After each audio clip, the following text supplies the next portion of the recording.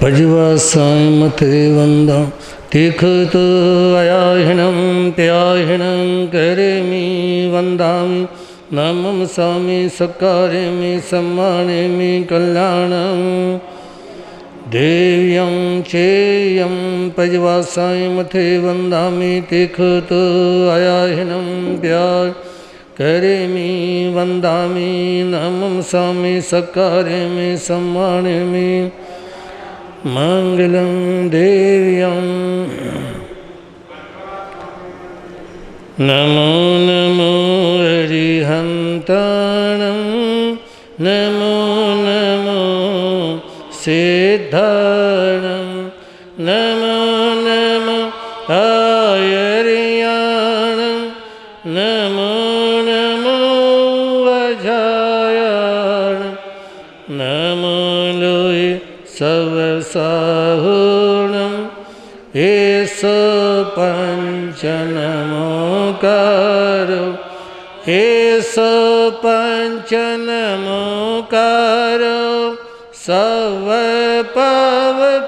सर्वपावप्रणाशनं मङ्गलानं च सर्वेषां परमं हवै मङ्गलं मंगलानं च सर्वेषां परमं हवै मंगलम्।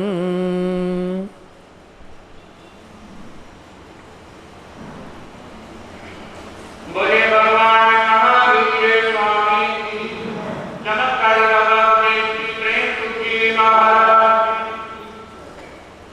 रटने नाम हरि का तेरा क्या मोल तेरा रटने नाम हरि का तेरा क्या मोल तेरा बीतेगा सुख से बंदे बीतेगा सुख से बंदे जीवन अनमोल तेरा रटने नाम हरि का तेरा क्या मोल तेरा रटने नाम हरि का तेरा क्या मोल तेरा भला के वचन करत मैं रटूंगा नाम तेरा हो जा दुनिया में आके माया में गला गेरा हो जा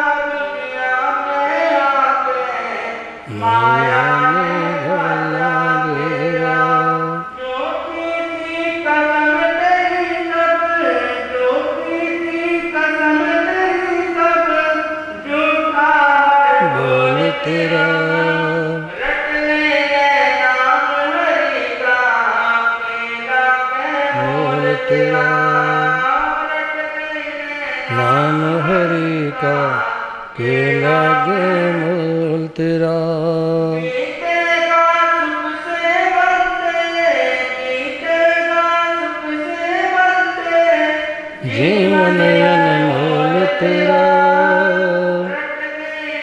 नाम हरि का के लागे मोल तेरा हरि का के लागे मोल तेरा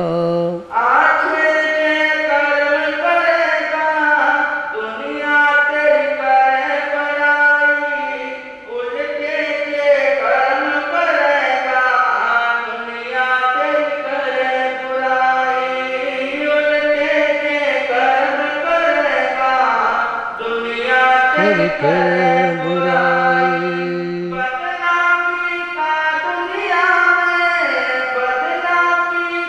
दुनिया में बाजेगा ढोल तेरा नाम हरि का के लागे मोल तेरा नाम हरि का के लागे मोल तेरा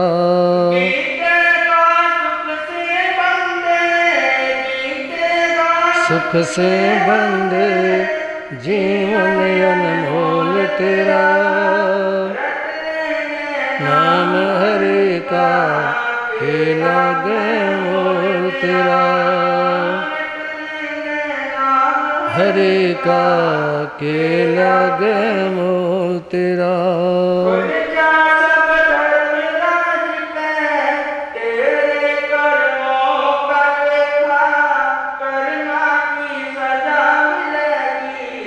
इसमें ना कोई धोखा सजा मिलेगी, इसमें ना कोई धोखा।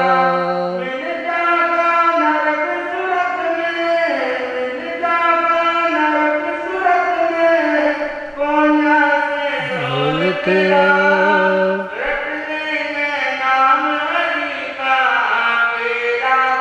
मोल तेरा के लागे मोल तेरा।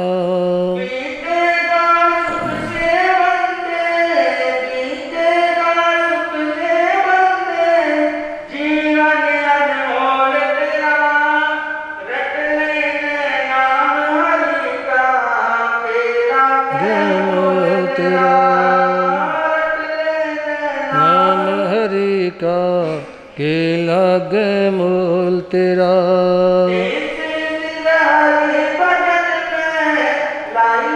लाई बदेरी देख लिए तू सोए तकदीर तेरी,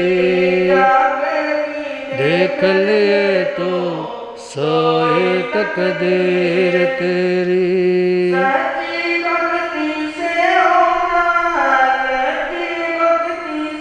होना मन दामन ढोल तेरा, नाम हरि का के लागे मोल तेरा, नाम हरि का के लागे मोल तेरा।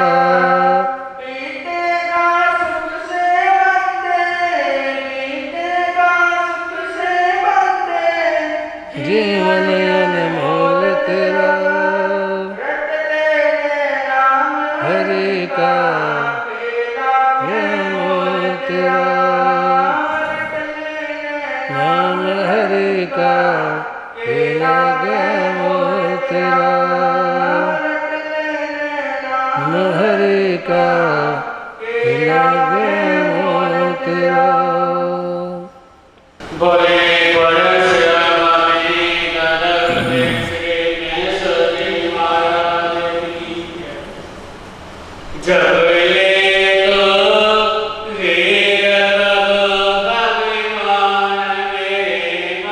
जप ले तो जप ले तो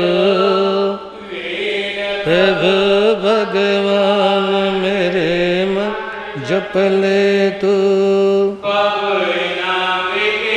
अनुपम प्रभु नाम की महिमा, नाश करे ये दुविधा सारी, नाश करे दुविधा सारी। निधान मेरे मन जप ले तू, निधान मेरे जप ले तू,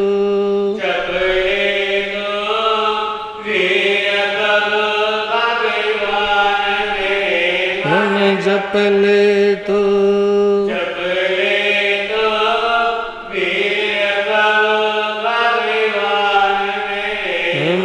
जप ले तू। जो नर धावे सच्चे दिल, नर धावे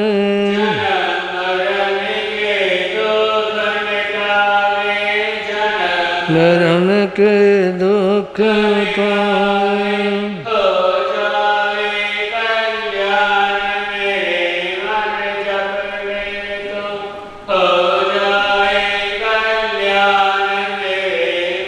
जप ले तू, जप ले तो वीर करो भगवान मेरे मन, जप ले तो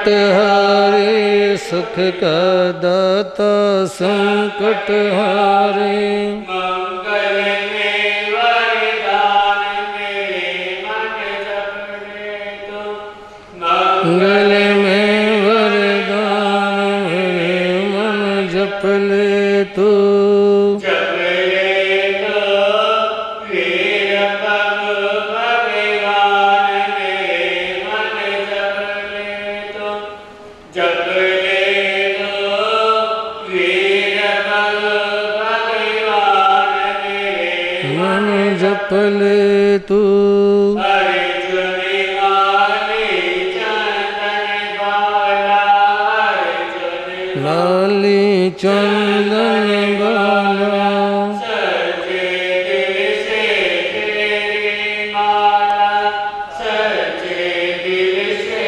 तेरी माला पाया पद निवान मेरे मन जप ले तू पाया पद निर्वाण मेरे मन जप ले तू जप ले तो वीर पग भगवान मेरे मन जप ले तू जप ले तो वीर पग भगवान मेरे मन जप ले तू विष का प्यारा अमृत बनता विष का प्याला अमृत बनता नाम के अमर क्षमता प्रभु नाम के अनुपम क्षमता तारे सकल जहान मेरे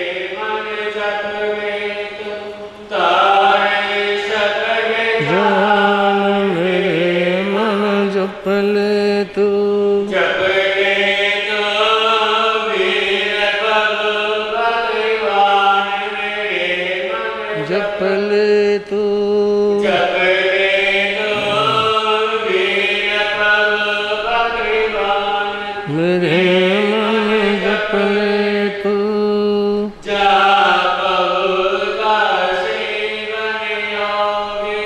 जहाँ प्रभु का स्मरण होवे पावन होवे धरती भी वो पावन होवे मेरे मन जप ले तो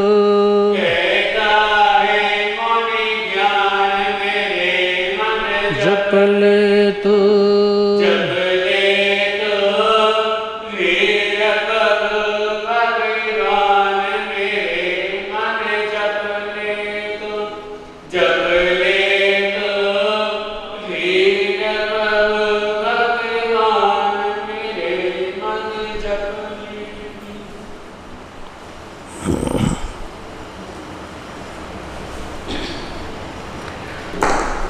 जय हो साधु जीवन की जय हो साधु जीवन की त्यागी जीवन की साधु जीवन की सुर समूह को जो अति प्रिय है कल्प वृक्ष सम सुख के धाम इंद्र पूज्य उन महावीर को करता हूँ शत बार प्रणाम गुरुओं के गुरु भागमल का धरता हूँ मैं मन में ध्यान जिनकी पावन कृपा से मिलता भवतम नाशक आत्म ज्ञान निर्मल कीर्ति पवन चरित्र उत्तम जिनका सदवा चा महिमाशाली पर उपकारी उत्तम संयम श्रेष्ठ विचार परम सेवा भावी गुरुवर मेरे थे फकड़ सन्यासी रहे अभय, गगन गुंजा दो जयकारों, गुरु प्रेम सुख की बोलो जय। परम पूज्य अनंत उपकारी नवजन प्रदाता चमत्कारी बाबा, मेरी आस्था के अनंतनाथ, आराध्य गुरुदेव श्री प्रेम सुख जी महाराज साहब के पावन पवित्र चरण कमलों में कोटिशः वंदना अभिवंदना। मोक्षाम विलासी पुण्यमान आत्माओं, आज प्रवादी राज पर्व परीक्षणों का चौथा दिन है, जिसमें श्रीमद् अंधगढ़ सूत्र की चतुर्थ वाचनी आप लोग श्रवण करेंगे। वाचनी निवेदन करने से पूर्व कुछ पंक्तियां हैं, सुने और मिलकर बोलने का भाव रखें। परम सेवा भावी परम पूज्य गुरुदेव चमत्कारी बाबा श्री प्रेम सुख जी महा बोल चिंतामणि पार्श्वनाथ भगवान, नमन करे कर जोड़ नमो अरिहंताणम, नमन करे कर जोड़ नमो हरि, बंधन सारे तोड़ नमो अरिहंताणम, बंधन सारे तोड़ नमो हरि, नमन करे कर जोड़ नमो अरिहंताणम, नमन करे कर जोड़ नमो, रोम रोम से करुणा निर्झर, बहता है जग को सुख कर, रोम रोम से करुणा निर्झर, बहता जग को सुख कर, सात्विक भाव विभोर नमो अरिहंताणम, सात्विक भाव विभोर नमो अरिहंताण, नमन करे कर जोड़ नमो अरिहंताणम, नमन करे कर जोड़ नमो हरि, समता धर्म बताया जग को, दूर किया है मिथ्या तम को, समता धर्म बताया जग को, दूर किया है मिथ्या तम को, ज्योति जले बेजोड़ नमो अरिहंताणम, ज्योति जले बेजोड़ नमो अरिहंताणम, नमन करे कर जोड़ नमो अरिहंताणम, नमन करे कर जोड़ नमो हरि, दसों दिशाएं पावन होती, जहाँ तीर्थंकर भगवान विचरण करते हैं, दसों दिशाएं पावन होती, पाकर निर्मल अविचल ज्योति, दसों दिशाएं पावन होती, पाकर निर्मल अविचल ज्योति, शांत सुधा का स्रोत नमो अरिहंताणम, शांत सुधा का स्रोत नमो अरिहंताण, नमन करे कर जोड़ नमो अरिहंताणम, नमन करे कर जोड़ नमो हरि, सब रोग शोक मिट जाते, चरण कमल जहाँ पड़ जाते,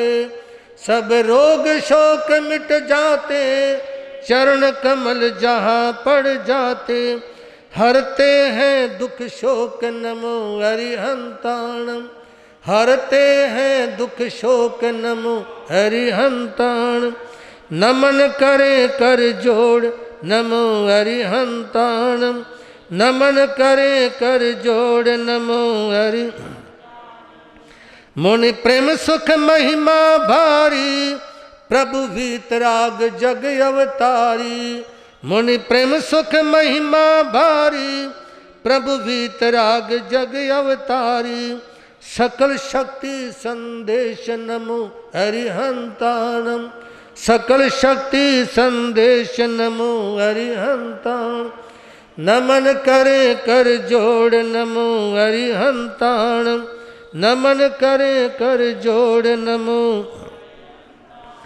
बंधन सारे तोड़ नमो अरिहंताणम, बंधन सारे तोड़ नमो अरिहंताण, त्याग की बातें तो हर कोई किया करता है, सत्य का नारा तो हर कोई दिया करता है।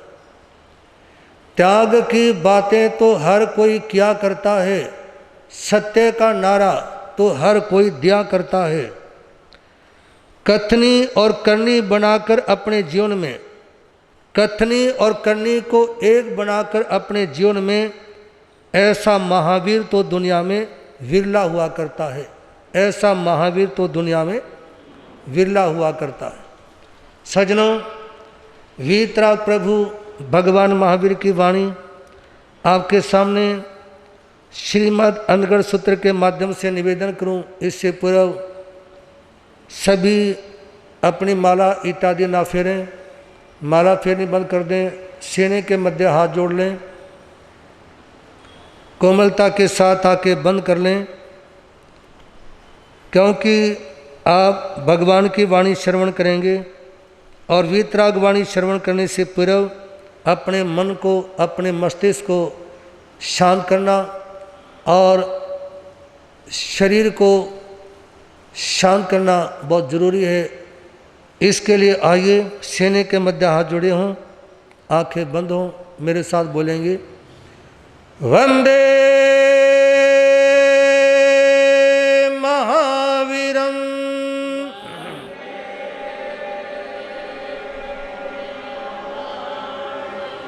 वंदे महावीरम,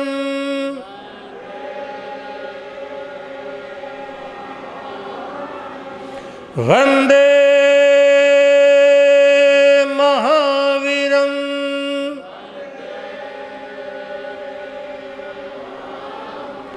विश्व स्वामिनम त्रिशिलानंदनम मुक्ति निवासिनम स्वगुण विलासिनम शिवदम सुखदम शिरजिनम वंदे महावीरम,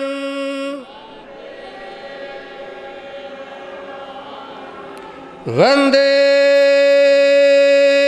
महावीरम।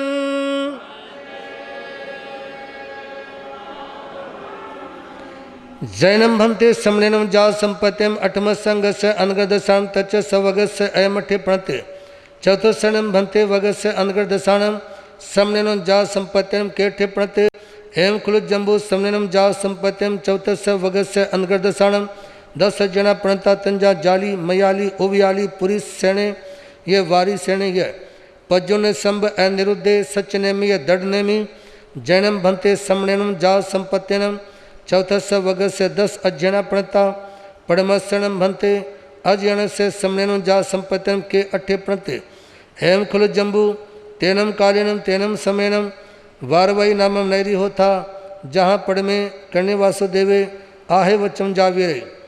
फिर जम्बू स्वामी ने श्री सुधर्मा स्वामी से निवेदन किया, भगवान श्रमण भगवान श्री महावीर प्रभु जो मुक्ति में पधार चुके हैं, उन्होंने 8वें अंग श्री अनगढ़ सूत्र के 3 वर्ग में जो विषय वर्णन किया मैंने आपके श्री मुख से श्रवण कर लिया। हे भगवान, अब श्री अनगढ़ सूत्र के 4 वर्ग में भगवान महावीर स्वामी के द्वारा किस विषय का वर्णन किया गया, कृपा करें।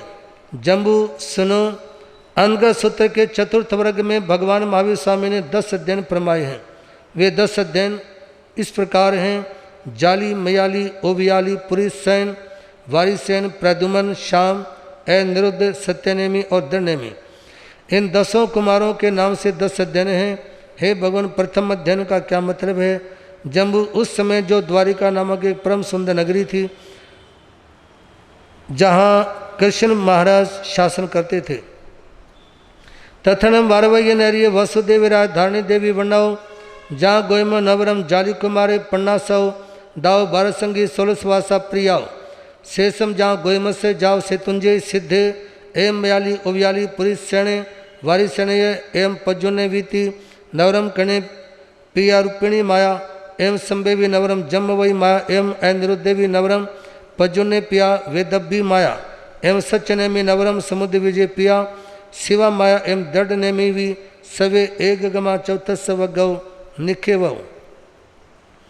उससे द्वारिका नगरी में वासुदेव नामक एक राजा अपने अधीन के ग्रामों पर आधिपत्य रखते हुए निवास करते थे। उनके धारणी नामक आज्ञाकारिणी महारानी थी। स्वपन के 9 महीने व्यतीत होने पर धारणी के एक पुत्र रत्न पैदा हुआ। यौवन अवस्था में 50 कन्याओं के साथ उनका विवाह संपन्न हुआ। प्रीति दान में पर्याप्त धन 50 करोड़ सोने की रकम उन्हें प्राप्त हुई। किसी दिन भगवान का उपदेश श्रवण कर वैराग्य का वेग इनके हृदय में उमड़ पड़ा और उसके परिणाम स्वरूप उन्हीं से दीक्षा भी इन्होंने ली। 12 अंग शास्त्रों का सांगोपांग अध्ययन उन्होंने किया। 16 वर्ष पर्यंत चैत्र का पालन कर अंतिम समय में गौतम कुमार की भांति इन्होंने भी संतारा किया तथा शत्रुंजय पर्वत से निर्वाण पद को प्राप्त किया। इसी प्रकार मयाली, उवयाली, पुरीसेन, वारिसेन, प्रद्युमन आदि कुमारों का वर्णन भी समझना चाहिए। भेद केवल इतना ही कि इनके पिता का नाम कृष्ण और माता का नाम रुक्मिणी था। इसी तरह श्याम कुमार ने भी दीक्षा धारण की। इनके पिता तथा माता क्रमशः कृष्ण और जामवती थे। अनिरुद्ध कुमार ने भी इसी तरह दीक्षा धारण की थी। इनके पिता प्रद्युमन और माता वैदर्भी थी। सत्यनेमी और दिनेमी इन दोनों कुमारों के दीक्षा ग्रहण का विधान इसी प्रकार है। इनके पिता का नाम समुद्र विजय और माता का नाम शिवा देवी और ये दोनों 22वें तीर्थंकर भगवान अरिष्टनेमी के छोटे भाई थे। इन सभी कुमारों की शिक्षा दीक्षा आदि का क्रम एक जैसा है। हे जम्बू, चौथे वर्ग में यों 10 अध्ययनों का वर्णन किया गया और ये आत्मा साधना करते हुए कर्मों की निर्जरा करके मोक्ष में विराजमान होती हैं। अरिहंत जय जय, सिद्ध प्रभु जय जय, साधु जीवन जय जय, जैन धर्म जय जय, जन्म भन्ते समनेन जा संपत्यम चौथे सवग से अमठे पंते पंचमस्यनम भन्ते वग से अंधगर दशाणम समनेनम जाओ संपत्यम केटे प्रणतेम खलु जम्बू सेनम जाओ संपत्यम पंचम सवग से 10 जना प्रणता तन जहाँ पमावैय गौरी गंधारी लखना सुसीमाय जम वही सच बामा रूपिणी मूल श्री मूल दत्तावी जन्म बनते समनेनम जाओ संपत्यम पंचम सवग से 10 अजयना प्रणता पड़मसनम बनते अजयन से समनेनम जाओ संपत्यम के 8 प्रणते। हे भगवान, अनगर सूत्र के चौथे वर्ग में भगवान महावीर स्वामी ने जो वर्णन किया उससे आपके पवित्र मुखारबिंद से मैंने अपने कानों से श्रवण किया। अब कृपा करिए बताइए कि 5वें वर्ग में भगवान किस विषय का वर्णन करते हैं। जम्बू 5वें वर्ग में 10 अध्ययन हैं। पद्मावती, गौरी, गांधारी, लक्ष्मणा, सुसीमा, जामवती, सत्यभामा, रुक्मिणी, मूलश्री और मूलदत्ता, इन 10 के नाम से 10 अध्ययन हैं। हे भगवान, इन 10 अध्ययनों में से प्रथम अध्ययन में किस विषय का वर्णन किया गया? मेरा मन सुनने के लिए लालायित है। हे एम खुल जम्बू तेनम कालेनम तेनम सिमन वारवई नमम नैरी होता जहाँ पड़े में जाओ कणे वासुदेवे आहे वचम जा वीर तत्सनम कणे से वासुदेव से पमावई नामम देवी होता वंडाओ तेनम कालेनम तेनम समयनम अराठेमी समोसडे जा वीर कणे निगय जाओ पजवासई तेनु सा पमावी देवी इमे से काय लदठा समाणी हत तुथ जहाँ देवई जा पजवासई तेनम अराठेमी कणस वासुदेव से पमावी देवी जाओ धम्म का प्रीसा पड़ी गया तेनम कणे वासुदेव अरमठेमी वंदेनु से वंदितानु सीता एम यासे इमे से नम भंते वारवैय नैरिये द्वार से ज्वन आयामाए जाओ पचखम देलोक भुयाए किम बुलाए विनाशे भविष्य कर्णाई अरमठेमी कर्णम वासुदेव म्यासी एम खलु कणहा इमे से वारवैय नैरिये द्वार से ज्वन आयामाए नव ज्वन जाओ पचखम देलोक भुयाए स्वर्गी देवायन मुलाए विनाशे भविष्य। हे जम्बू, इस प्रकार उस काल में जो द्वारिका नामक परम सुंदर नगरी थी वहाँ कृष्ण वासुदेव राज्य करते थे। उस कृष्ण वासुदेव को पद्मावती नामक के परम आज्ञाकारी रानी थी। उसी अवधि में किसी एक दिन श्री अनंत में भगवान भी विचरते विचरते वहाँ पधारे। कृष्ण श्री अष्टमी के सामने उपस्थित हुए। उधर इनकी रानी श्री पद्मावती को भी प्रभु के आगमन का शुभ सम्मान श्रवण कर बड़ी प्रसन्नता हुई और वो भी प्रभु के सामने उपस्थित हुई। भगवान ने श्री कृष्ण वासुदेव पद्मावती रानी तथा उपस्थित जनता को अपनी पीयूष वर्षी वाणी के द्वारा उपदेश प्रदान किया। धर्म कथा श्रवण कर जनता तो अपने अपने घरों को लौट गई, परंतु कृष्ण वासुदेव भगवान को वंदना करके बोले, भगवान 9 योजन चौड़ी 12 योजन लंबी देवलोक के सदृश द्वारिकापुरी का विनाश किस प्रकार किस कारण से होगा।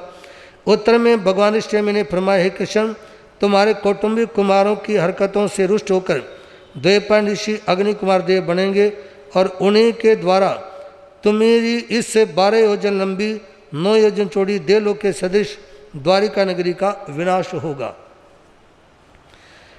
तेणम कर्ण से वासुदेव से अरहोठेमी से अंत्य एमठम सोचा एम्यारुए अजत्य समुपणे धन्नानम ते जाली मयाली ओवियाली प्रिस्यन वारिशेम पजुन सम अनिरुद्ध धरनेमी सत्यनेमी भियो कुमारो जैनम चिचा हिरणम जा परिभाइता अरहो अटेमी से अंत्य मुंडा जा पवया अहमनम अधन्य अयके पुण्य रज्जय जाओ अंत्यवरे यह मानुषेसु यह काम भोगे सुमुचेनु संचा एमी अरहोठेमी से अंत्य जा पवित्र कन्हाई अराष्टमी कन्नम वासुदेव व्यासी सेनुनम कन्ना तम अयम अजत्य समुपन्ने दंडानंते जाली जाओ पवित्र सेनुनम कन्ना अयमठे समठे हंता अथि।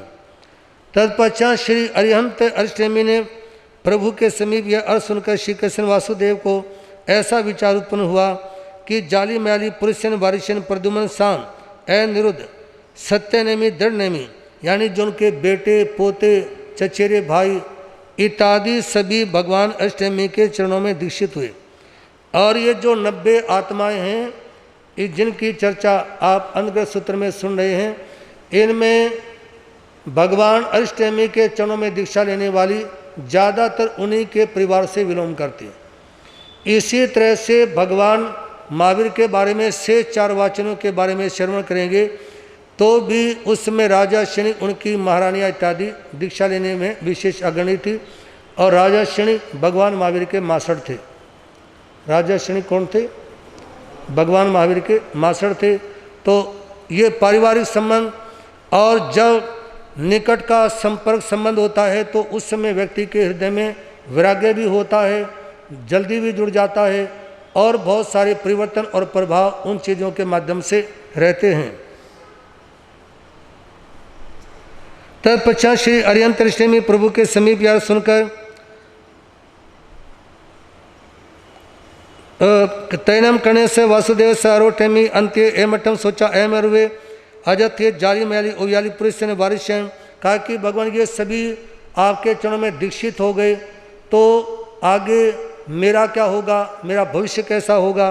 तत्पश्चात श्री अरिहंत अष्टमी प्रभु के समीप यह सुनकर श्री कृष्ण वासुदेव को इस प्रकार विचार उत्पन्न हुआ कि जाली म्याली पुरुषन वारिशन प्रद्युमन दंडनेमी सत्यनेमी आदि कुमारों को धन्य है जिन्होंने अपनी देह दुर्लभ संपत्ति को छोड़कर अरिष्टमी प्रभु के चरण में दीक्षा धारण की, परंतु मैं महान अभागी हूँ। मैंने पूर्व पुण्योपार्जन नहीं किए जिससे मैं राज्य और अंतःपुर तथा मनुष्य संबंधी काम भोगों में निमग्न हो रहा हूँ। मैं श्री अरिहंत अष्टमी भगवान की शरण ग्रहण कर दीक्षा ग्रहण करने में असमर्थ हूँ।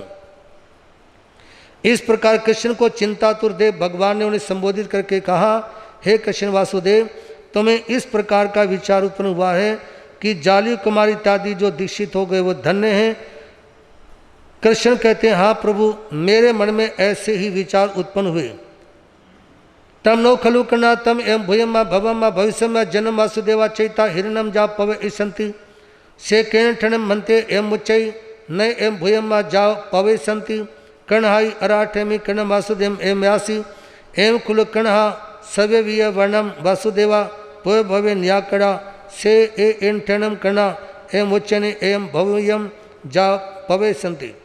हे कृष्ण वासुदेव, अपनी संपत्ति को छोड़ दीक्षा अंगीकार कर लें।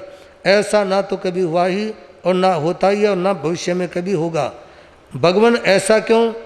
भगवान ने उत्तर में कहा, हे कृष्ण, सभी वासुदेव जो त्रिखंडाधिपति होते हैं, परब्रह्म में निदान करने के कारण वो वासुदेव बनते हैं। उसी के प्रभाव से हे कृष्ण, वासुदेव कभी भी दीक्षा अंगीकार नहीं करते। तेनम से कणे वासुदेव अरमठे में एम्यासी अहमनम बनते ईवो कालमा से कालम किचा कहीं गमिस्वामी कहीं उवजी स्वामी तेनम अराठे में कण वासुदेव एम्यासी एम कुल कणा तुम बारवई नेरिय सुर दिवायन कुमार को निदडय अम्मा पिए नेग विपो हुणे रामेण बलदेवेण सद्दी दाहिन व्याणी अभिमुहे जोठिल पामुखाणम पंचनम पंडवाणम पंडुराय पुताणम पासम पंडु महुरम संपत्ति कोसंब वन कानने नगो है वर पायवस अहे पुड़वी शिलापटे पियवत पचा ये शरीरे जर कुमारम तीखेणम कोदंड विप मुखेणम ईसुना वामे पाए विदेश माने कालमा से कालम किचा तचाय बालुए पबाय पुड़वे उज्जलिए नरे निरये ताय उव वजी से। तत्पश्चात श्री कृष्ण वासुदेव ने अर्यंतरिष्ठे में प्रभु से इस प्रकार कहा, भगवान, मैं यहाँ से आश्रय पूर्ण करके कहाँ जाऊँगा, कहाँ उत्पन्न होऊंगा। उत्तर में प्रभु ने फरमाया, हे कृष्ण, एक दिन यह द्वारिका नगरी अग्नि कुमार देवताओं में जन्म लिए हुए द्वैपायन ऋषि के कोप से नष्ट हो जाएगी। उस समय माता पिता और स्वजनों से रहित होकर तुम अकेले बलदेव जी के साथ दक्षिण समुद्र के किनारे पांडु राजा के पुत्र और युधिष्ठिर आदि 5 पांडवों के निवास स्थल पांडु मथुरा की ओर प्रस्थान करते हुए मार्ग में कौशाम्बी नगरी के निकटस्थ वनखंड में एक विशाल वट वृक्ष के नीचे पीताम्बर पीला वस्त्र से सिर ढककर पृथ्वी के एक उपलखंड पर बैठोगे। उपलखंड का मतलब ऊपर उठा हुआ हिस्सा। उस समय जिराव कुमार के द्वारा चलाया हुआ तीक्ष्ण बाण तुम्हारे बाएं पांव में लगेगा और तुम आयुष्य पूर्ण कर तीसरी बालू का प्रभा पृथ्वी में नैरेक रूप में उत्पन्न होोगे।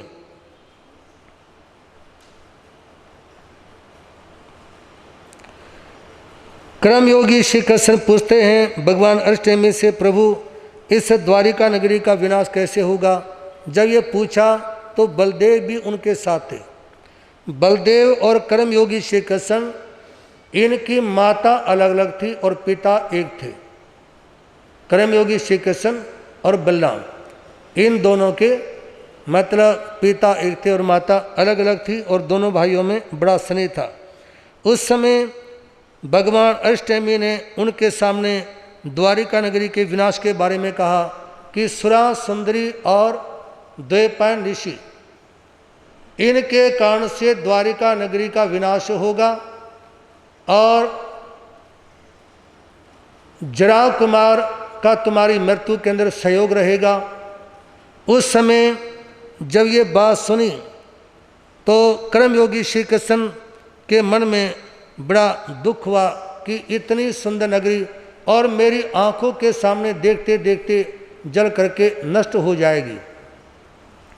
तैणम कणे वासुदेव अरोठमी से अंत्य एमठम सोचा निसमय ओहे जाव झियाई कण हाय अराठमी कण वासुदेव एमयासी मानम तुमम दौणपिया ओहे जाव झियाही एम खुलू तुमम दौणपिया तचाव पुड़वियो उज्जलियाओ अंतरत्र अनंतरम उवठिता इह जमुदे बारे वासे आगमे साय उस पिणिय पुंडेसु जनवेशु से द्वारे वारस में एममे नामम अरा भविष्यसी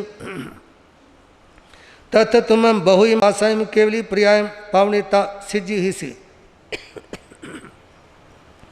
तदनंतर श्री कृष्ण वासुदेव अर्यंतरिक्षमी के द्वारा ये बात सुनकर बड़े ही गंभीर विचार सागर में गोते लगाने लगे। एकदम भयंकर तनाव में आ जाते हैं कि मेरा भविष्य भी शुभ नहीं है और मेरी नगरी का भी विनाश हो जाएगा। ऐसा विचार आने पर जब वो चिंता में डूब गए तब भगवान श्री कृष्ण को संबोधित करके कहते हैं, कृष्ण, तुम किसी भी प्रकार का कोई भी विचार मत करो, मतलब ज़्यादा तनाव मत लो, क्योंकि तीसरी नैऋक से निकलकर इसी जम्बूद्वीप के भरत क्षेत्र में भविष्य के उस पीढ़ी समय में पुंड देश के अंतर्गत शतद्वार नामक नगर में तुम अमम नामक 12वें तीर्थंकर बनोगे। आने वाले 24 के 12वें तीर्थंकर कर्मयोगी श्री कृष्ण का जीव ही होगा। वहाँ तुम बहुत वर्षों तक केवली पर्याय पालन कर अंत में सिद्ध बुद्ध और मुक्ति को प्राप्त करोगे। अरिहंत मंगलम सिद्ध प्रभु मंगलम अरिहंत साधु जीवन मंगलम जिन धर मंगलम।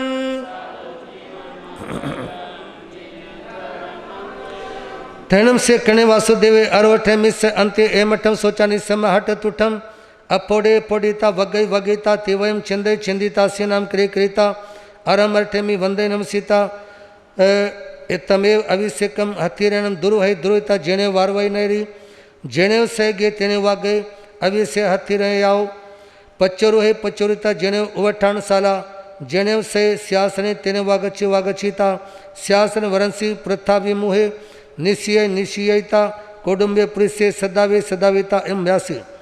तत्पश्चात कृष्ण वासुदेव अरहंत दृष्टि में भगवान के मुख से इस अर्थ को सुनकर हृदयंगम करके बड़े प्रसन्न हुए और वो पदन्यास करके खड़े हुए। पदन्यास करने से मतलब जोर से जमीन के ऊपर उन्होंने अपने पैर का प्रहार किया और झटका मारकर कर्मयोगी श्री कृष्ण खड़े हुए।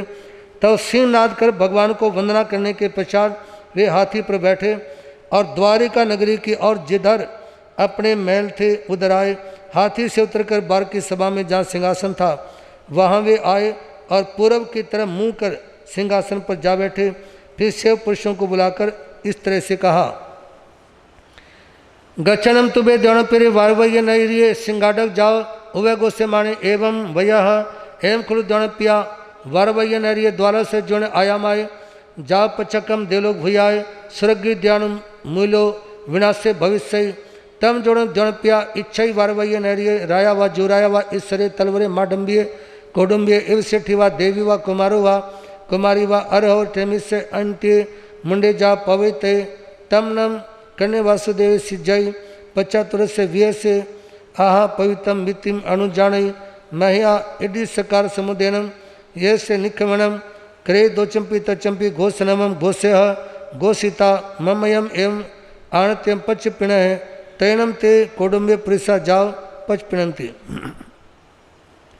हे दणप्रिय तुम जाओ और इस द्वारिका नगरी के प्रत्येक बाजार में डोंडी पिटकर यूँ बोलो के दणप्रिय इस विशाल और स्वर्ग के समान द्वारिकापुरी का विनाश असुर कुमारों में उत्पन्न द्वैपायन ऋषि के द्वारा होगा।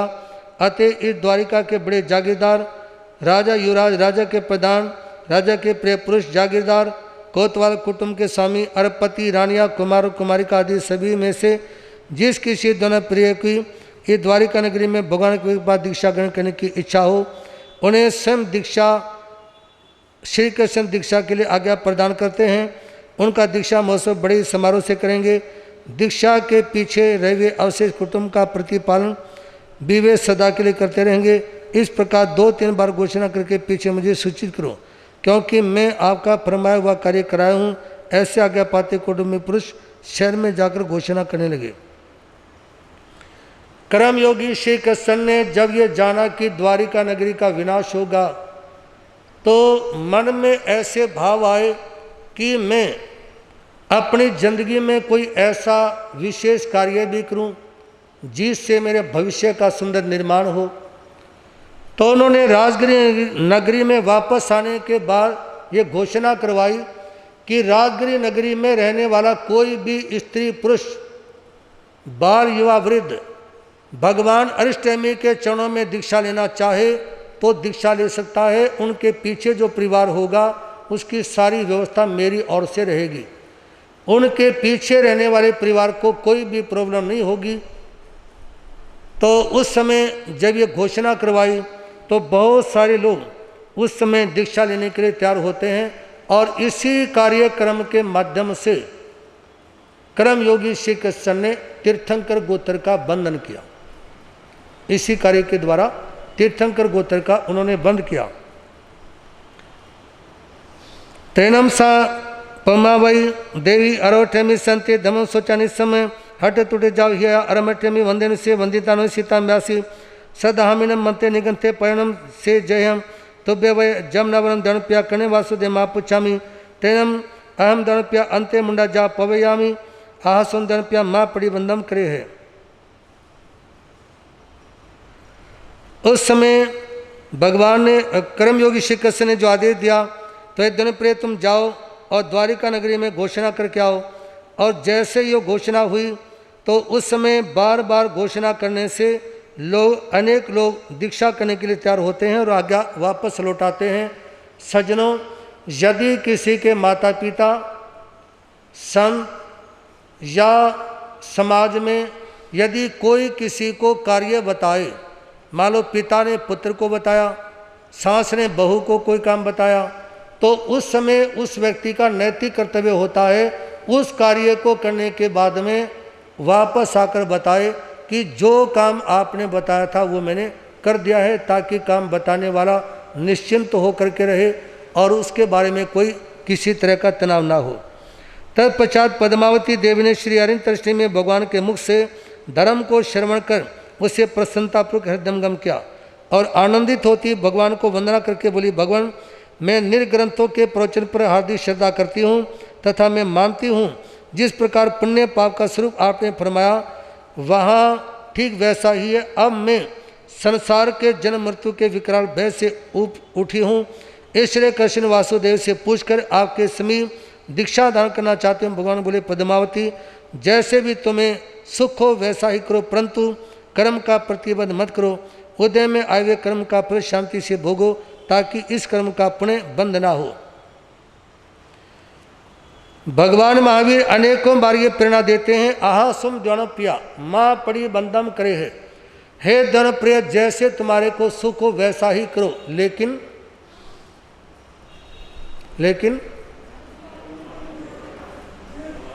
प्रमाद मत करो, ये नहीं कहा। ये चर्चा है उत्तराधीन सूत्र में।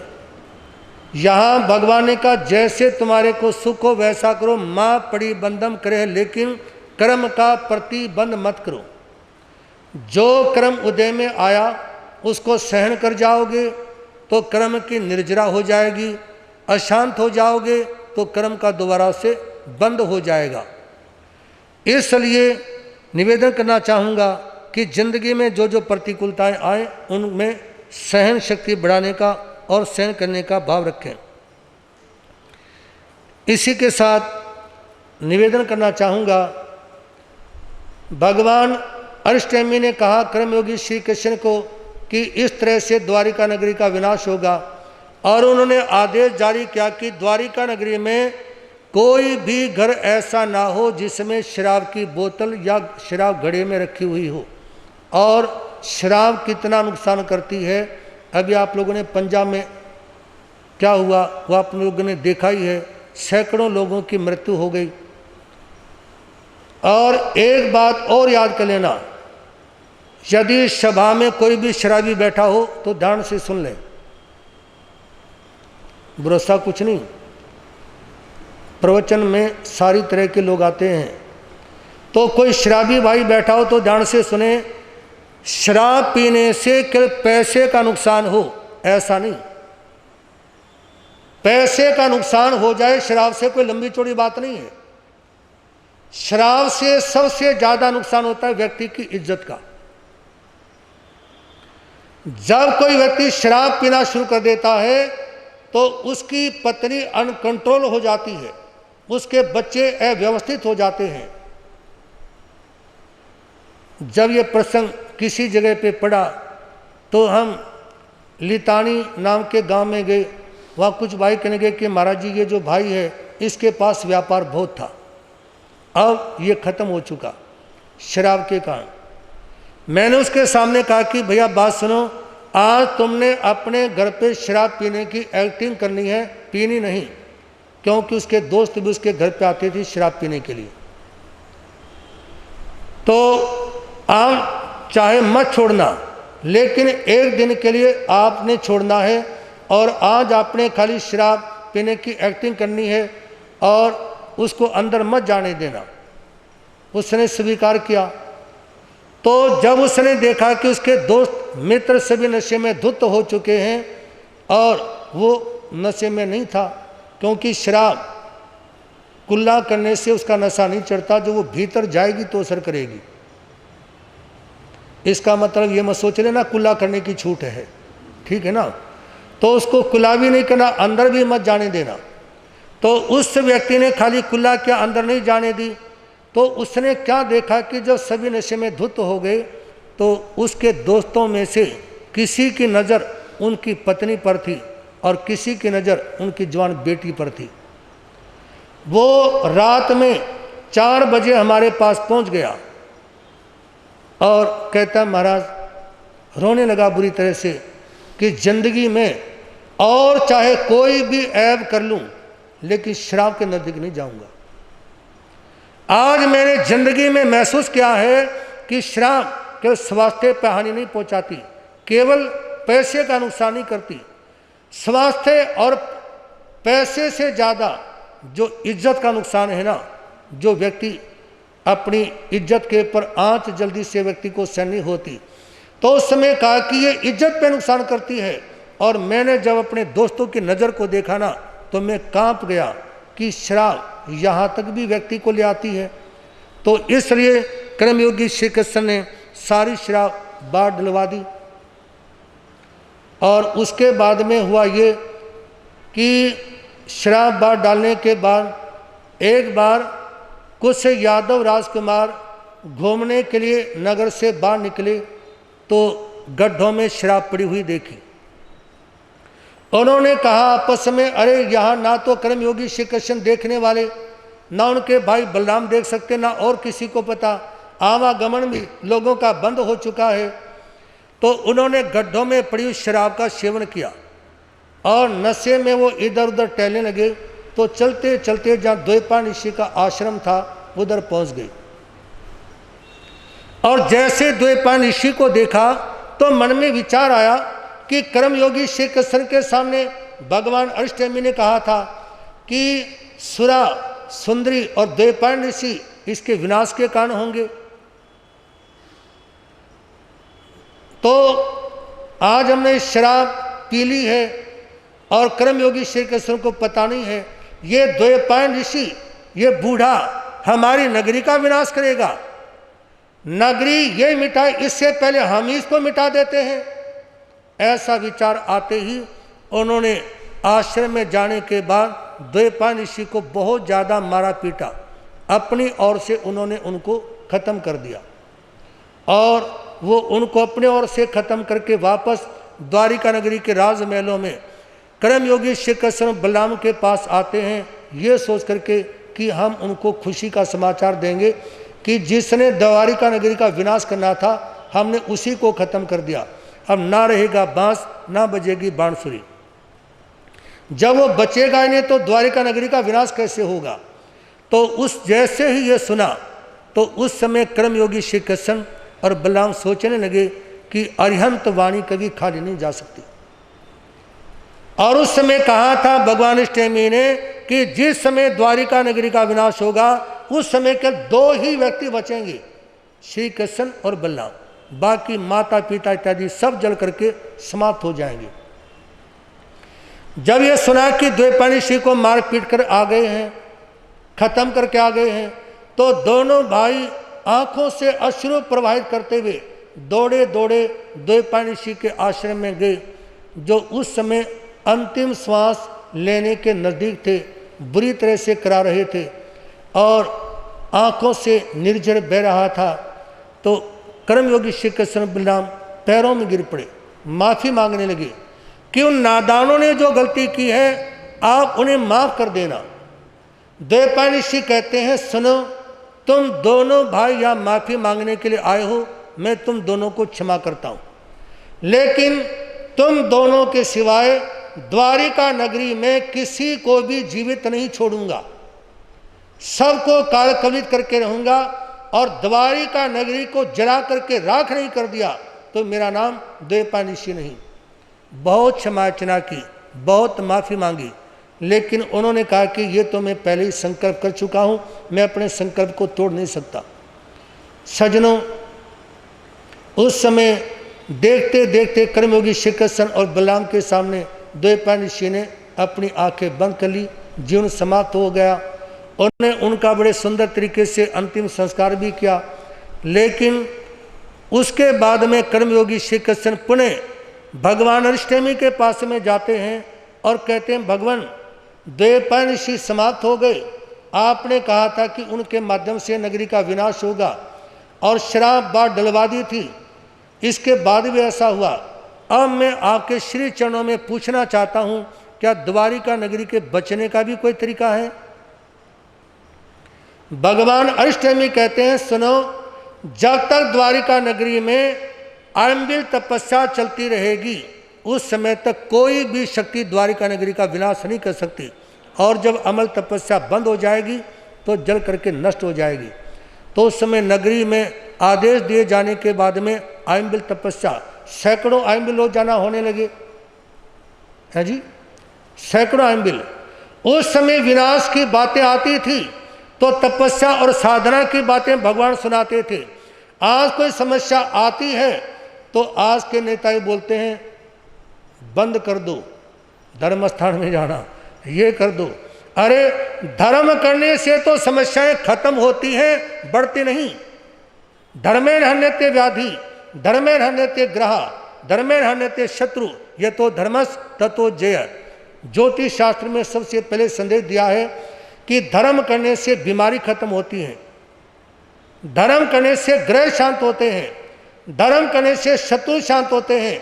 यह तो धर्मस ततो जय, जहाँ धर्म है वह जय ही जय होती है। उस समय भगवान अष्टमी ने भी ये प्रेरणा दी कि जब तक आयंबिल तपस्या चलती रहेगी उस समय तक द्वारिका नगरी का विनाश नहीं हो सकता। चलती रही तपस्या, सैकड़ों सैकड़ों आयंबिल नगर में होने लगे। और एक बात और कहना चाहूंगा आपके सामने बीच में, भगवान पार्श्वनाथ की स्तुति में लिखा है, छठ मास से आमल गर छाजे उपजे मंगल माल। छठ मास से आमल गर छाजे उपजे मंगल माल। यदि किसी घर में, परिवार में, किसी की कंपनी में देव का परिचय है, भूत का परिचय है, कोई जिन आकर के खड़ा होता है और पूरा परिवार और व्यापार यदि ठप कर दिया है तो उस घर में 6 महीने की आयंबिल तपस्या हो।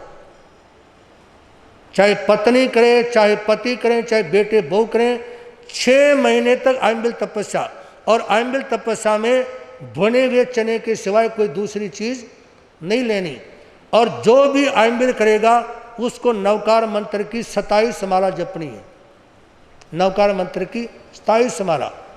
इस तरह से आराधना होगी तो यदि किसी कंपनी में साक्षात कोई जिंद इंसान के रूप में खड़ा दिखाई देता है, ये साधना शुरू हो जाए, फिर वह खड़ा होकर के दिखाए।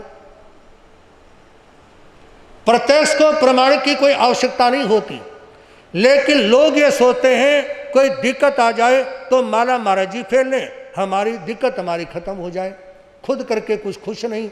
और हरियाणा का एक भजन आता है, उस समय वर्णन आता है, किसने देखा स्वर्ग भर्तरी आपा मारे बिना, किसने देखा स्वर्ग भर्तरी आपा मारे बिना।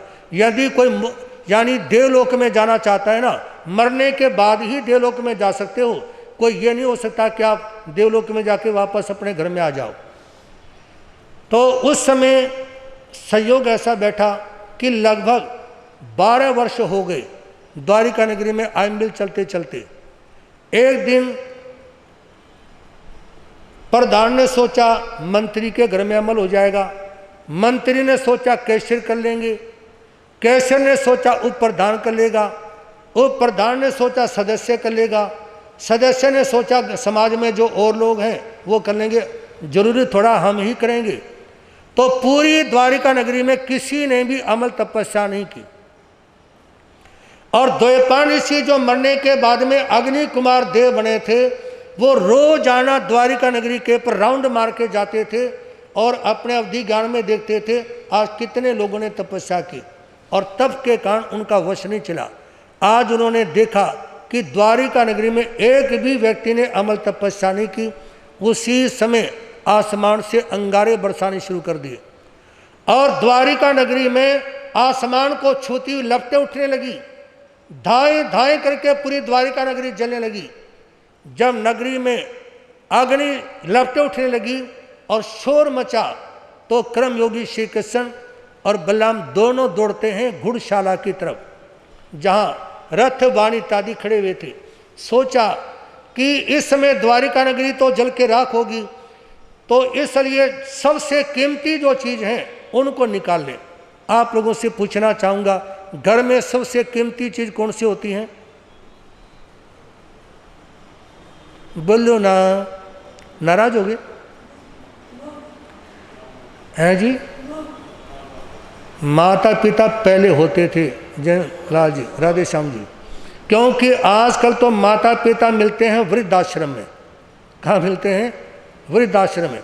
लेकिन एक समय था, लोग ये समझते थे कि धन से, हीरे मोती पन्नों से कीमती है माता पिता। और कर्मयोगी श्री कृष्ण और बलराम की जिंदगी ये प्रेरणा देती है कि आप अपने माता पिता को सबसे कीमती मानकर चलो। उनके सामने प्रॉपर्टी, हीरे मोती पन्ने और बंगले की रजिस्ट्री कोई महत्व नहीं रखती। दोनों भाई दौड़े, वहाँ से रथ लिया और सोचा जब तक घोड़े खोलेंगे, जोतेंगे, बहुत समय निकल जाएगा, इसलिए उनकी जगह दोनों भाई खुद ही जुट गए और माता पिता को रथ में बिठाकर दौड़ने लगे ना।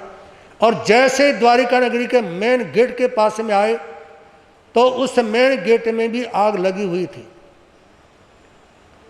तो सोचा दोनों भाइयों ने कि ऐसा झटका मारेंगे, इतनी लंबी छलांग लगाएंगे कि एक छलांग में ये द्वार, इस मेन गेट को पार करके अपन रथ को लेकर के पार हो जाए।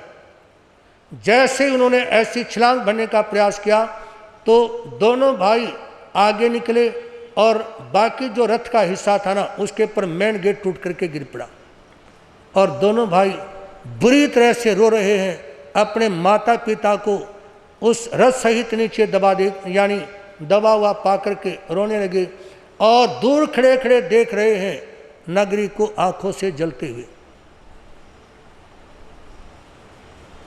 यदि उस नज़ारे को वर्तमान में अपनी जिंदगी में महसूस करने का प्रयास करोगे तो आपके शरीर रोमांच हो जाएगा, आपके रोंगटे खड़े हो जाएंगे, आंखों से अश्रुधारा प्रवाहित होगी।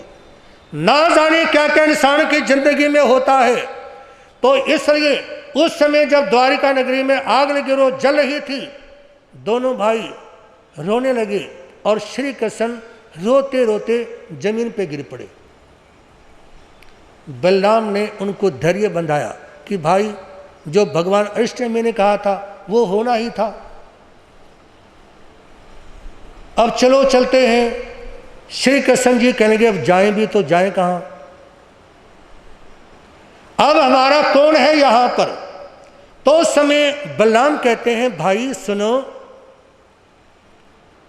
आपके पांडवों के ऊपर बड़े उपकार हैं, यहां से अपन पांडु मथुरा नगरी की ओर चलते हैं। श्री कृष्ण कहने लगे मैंने तो उनको देश निकाला दे रखा है, जिसको देश निकाला दिया हो वो हमारे को क्यों घुसने देंगे, क्यों ठहराएंगे। तो बलराम ने कहा सुनो, जैसे आप उत्तम पुरुष हो, महान हो और आपके पांडवों के ऊपर बड़े उपकार हैं और वो भी नेक दिल इंसान है, ऐसा नहीं कि वो आपको निकाल देंगे, चलो।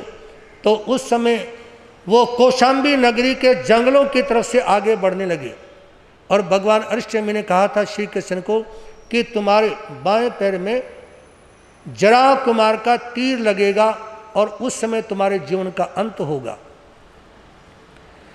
जब ये बात जरा कुमार ने सुनी ना तो सोचने लगे कि मेरे हाथों से त्रिखंडाधिपति कर्मयोगी श्री कृष्ण जो जनता का इतना भला करते हैं, उपकार करते हैं, ऐसे महापुरुष की मौत मेरे हाथों से, ना ना ऐसा मैं नहीं कर सकता। मेरे हाथों से कर्मयोगी श्री कृष्ण की मौत ना हो, इस भाव को मन में लेकर उन्होंने नगरी को ही छोड़ दिया और जंगलों में रहने लगे। कहा कि जब तक मैं जीवित हूं या कर्मयोगी श्री कृष्ण जीवित है, मेरे हाथों से उनकी मौत ना हो, मैं सारी जिंदगी जंगलों में बिताऊंगा। उस जरा कुमार को जंगल में रहते रहते 12 साल हो गए, कभी कहीं तो कभी कहीं, कभी पत्ते खा के गुजारा किया और कभी फल खा के गुजारा किया और शिकार भी करते थे। तो उस समय जैसे ही कर्मयोगी श्री कृष्ण बलराम जंगल में चलते चलते आगे बढ़े तो वट वृक्ष था, उसके नीचे चबूतरा बना हुआ था। श्री कृष्ण प्यास से बहुत ज़्यादा पीड़ित हो गए, व्याकुल हो गए और कहने लगे बलराम को भाई अब मैं एक कदम भी आगे नहीं चल सकता, मेरे प्राण सूखने वाले हैं, प्यास से बहुत ज़्यादा पीड़ित हूँ कि गला नहीं अंदर तक सूख चुका हूँ। और ये कहते कहते पेड़ के नीचे पैर पर पैर चढ़ा करके लेट गए। और बलराम कहते हैं कोई नहीं, तुम अभी लेटो, मैं पानी लेकर आता हूँ। वो जंगल में पानी की तलाश में निकल गए और श्री कृष्ण जी लेटे हुए थे। इस बीच में संयोग की बात, जरा कुमार शिकार करते करते उसी दिशा में आ गए और कर्मयोगी श्री कृष्ण के पैर में पद्म का चिन्ह था जो चमकता था। उस समय दूर से जरा कुमार को ऐसा लगा कि शायद वट वृक्ष के नीचे चबूतरे पर हिरण बैठा हुआ है। हिरण का रंग अक्सर पीला होता है और कर्मयोगी श्री कृष्ण के कपड़े भी कैसे थे? पीले थे। तो ये सोच करके हिरण बैठा हुआ, दूर से आंख का निशाना साधकर तीर छोड़ा जो सीधा कर्मयोगी श्री कृष्ण के पैर में आकर के लगा। भयंकर वेदना हुई और वो कराहते हुए खड़े हुए। इधर तो श्री कृष्ण खड़े हुए कराहते हुए और उधर से जरा कुमार शिकार को प्राप्त करने के लिए आ गया। अभी तीर उनके पैरों में चुभा हुआ था, निकाला नहीं था। जरा कुमार समीप आए, विलख विलख करके रोने लगे और श्री कृष्ण से छिपट करके रोते हुए कहते हैं, भगवान, मेरे मालिक, मेरे स्वामी, आपकी मृत्यु मेरे हाथों से ना हो, इसके लिए मैं तो 12 सालों से जंगलों की खाक छान रहा हूँ, फिर भी ये पाप मेरे हाथों से हुआ, मुझे माफ़ करें। कर्मयोगी श्री कृष्ण ने जरा कुमार को अपने गले से लगा लिया। ये मन में बात नहीं आई कि मेरे पैरों में तीर लगा है, मन में ये विचार आया कि मेरे कारण 12 सालों से इतने कष्टों का सामना किया। गले से लगा लिया और फिर ये कहा, सुन जरा कुमार, अब तुम जल्दी से यहाँ से चले जाओ, क्योंकि बलराम पानी लेने के लिए गया हुआ है, वो आने वाला ही होगा और जब वो देखेगा ना तुम्हारे को और तुम्हारे हाथों से लगे हुए तीर को, तो वो तुम्हारे को जान से मार सकता है, क्योंकि वो अपने भाई की मौत बर्दाश्त नहीं कर सकता। तो इसलिए पहले तीर निकालो और फिर यहाँ से प्रस्थान कर जाओ। जैसे ही तीर निकालते गए और श्री कृष्ण की आंखें बंद होती चली गई। तीर पैर से बाहर निकला और सदा सदा के लिए श्री कृष्ण की आंखें बंद हो गई। जब जन्म हुआ जेल में तो कोई खुशी मनाने वाला नहीं था और मौत हुई जंगल में तो कोई रोने वाला नहीं था। दूसरी ओर से उस समय बलराम जब पानी लेकर आए पत्तों के डोने में, तो आवाज़ देते हैं अपने भाई को, कृष्ण उठो, पानी ग्रहण करो, लेकिन उनकी मौत हो चुकी थी। आप लोगों को जल्दी ना हो तो आज थोड़ा सा समय लग जाए, 5-10 मिनट और, ताकि प्रसंग पूरा हो जाए। उस समय बलराम ने कहा कि भाई उठो, पानी पी लो, लेकिन उनके प्राण निकल चुके थे। सोचा मेरे भाई गहरी नींद में है। ये थी उनकी श्री कृष्ण के प्रति आसक्ति। उस समय अपने भाई श्री कृष्ण को कंधे पे लगाया और एक हाथ में पानी का डोना लिया और एक हाथ से अपने भाई को कंधे पर पकड़े हुए आगे बढ़े, ये सोच करके कि पांडु मथुरा नगरी की ओर आगे जाते जाते जैसे ही मेरा भाई जागेगा, आंखें खोलेगा और जैसे ही पानी मांगेगा ना, मैं तुरंत अपने भाई को पानी पिला दूंगा। इस भाव से कंधे पर लगा के आगे चल पड़े। और उस समय देवलोक में चर्चा हुई कि ये क्या, मृत श्री कृष्ण का शरीर बलराम ने कंधे पर लगा रखा है। तो उस समय देव उनको जगाने के लिए आते हैं और रास्ते में एक कोल्हू गाड़ देते हैं। देव ने रास्ते में कोल्हू गाड़ दिया और उस कोल्हू में बालू रेत डालना शुरू कर दिया। बलराम ने देखा और कहा, रे पागल, ये क्या कर रहे हो, कोल्हू में बालू रेत डाल रहे हो? कहा कि हाँ, मैं इसमें से तेल निकालना चाहता हूँ।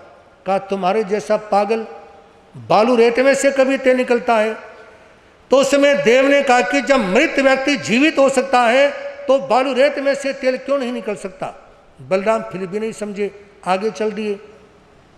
आगे पुनः देव ने एक मृत गाय का रूप धारण किया और जमीन पे लेट गए। और उस मृत गाय के सतनों से, थनों में से दूध निकालने की चेष्टा करने लगा। तो बलराम ने देखा और कहते रे बेवकूफ, मरे हुई गाय के सतनों से कभी दूध निकलता है? तो देव जो इंसान के रूप में था कहता क्यों नहीं निकल सकता? जब मरा हुआ व्यक्ति दोबारा जीवित हो सकता है तो गाय के सतनों से भी तो दूध निकल सकता है। इसके बाद बलराम का कुछ ध्यान भंग हुआ और उसने देखा कि श्री कृष्ण के जीवन का अंत हो चुका है। तो उस समय जंगल में अंत्येष्टि की श्री कृष्ण की, और अंत्येष्टि करने के साथ साथ अंत्येष्टि करते करते आंखों में आंसू और भीतर में जागरण, अंत्येष्टि करते करते आंखें खुल गई। आंखें खुल गई से मतलब भीतर में विवेक जागृत हुआ कि इस संसार में कुछ भी नहीं रखा, इस संसार में कुछ भी नहीं रखा। और बलराम ने जंगल में ही दीक्षा ले ली। कोई उनको दीक्षा देने वाला नहीं था, स्वयं ही अपने भावों से दीक्षा ले ली। और दीक्षा ली तो एक बार वो नगर में जब भिक्षा के लिए आ रहे थे, आहार लेने के लिए आ रहे थे, तो रास्ते में गांव से बाहर एक कुआं था। उस कुएं के पर एक बहन पानी लेने के लिए आई हुई थी। उसके पास में रस्सी थी जिसको नेजू कहते हैं, और डोल था। जब वो पानी निकालने के लिए डोल के रस्सी बांधने लगी ना, तो गोदियों में लिया हुआ बेटा कुएं के साथ पास में बिठा लिया, और वो जो रस्सी थी वो डालनी थी डोल में, बाल्टी के ऊपर बांधनी थी। लेकिन उधर से बलराम मुनि आ गए। बलराम मुनि की सुंदरता को देखने के बाद वो बहन इतनी ज़्यादा आकर्षित हो गई, इतनी आसक्त हो गई कि उसको ये ध्यान नहीं रहा कि रस्सी मैं कहाँ डाल रही हूँ, और वो रस्सी का फंदा अपने बच्चे के गले में डाल दिया। डोरी को कसती, रस्सी को कसती से पहले बलराम मुनि ने आवाज दी, बहन ये क्या कर रही हो? इतना भयंकर पाप, अपने हाथों से अपने बच्चे को तो मार रही हो। एकदम झटका सा लगा और उसको विवेक जागृत हुआ। बच्चे के गले में से रस्सी निकाली और उसने पानी खींचा, आगे बढ़ जाती है। लेकिन बलराम मुनि वहीं से वापस मुड़ गए जंगल की ओर, और ये संकल्प लिया, मैं अपनी जिंदगी में कसम खाता हूं, यदि जंगल में मेरे को भोजन मिला, आहार मिला तो ले सकता हूं, अन्यथा आज के बाद किसी भी गांव और किसी भी नगर में भिक्षा लेने के लिए नहीं जाऊंगा। ऐसी भीषण महान प्रतिज्ञा उन्होंने धारण की। और उनकी इस प्रतिज्ञा से, साधना से एक हिरण प्रभावित हुआ और वो उनकी सेवा में रहने लगा। कोई भी जंगल से, खेतों के मार्गों से आने जाने वाला व्यक्ति निकलता और वो कहीं किसी पेड़ के नीचे या रास्ते में बैठ के भोजन करते, तो हिरण की सूंघने की क्षमता बहुत ज़्यादा होती है।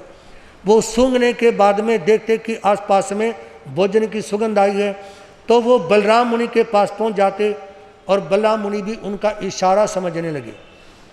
याद रखना, भगवान महावीर एक बात बोलते हैं कि जो व्यक्ति किसी के साथ में रहता है 24 घंटे लगातार अनेक वर्षों तक जो साथ में रहता है, साथ में रहने वाला व्यक्ति ही किसी के चरित्र को जान सकता है।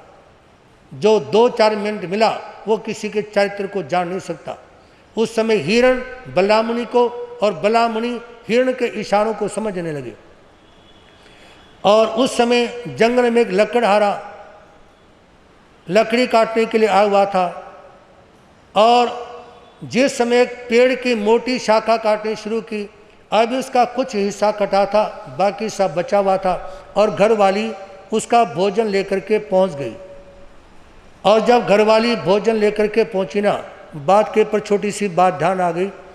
एक बार पर्युषण पर्व चल रहे थे, एक भाई अंधगढ़ सूत्र लेकर के अपनी दुकान पे चला गया और वो अंधगढ़ सूत्र पढ़ रहा था, और इस बीच में उसके घरवाली आ गई, उसके लिए चाय इत्यादि लेके, घर भी पास में था।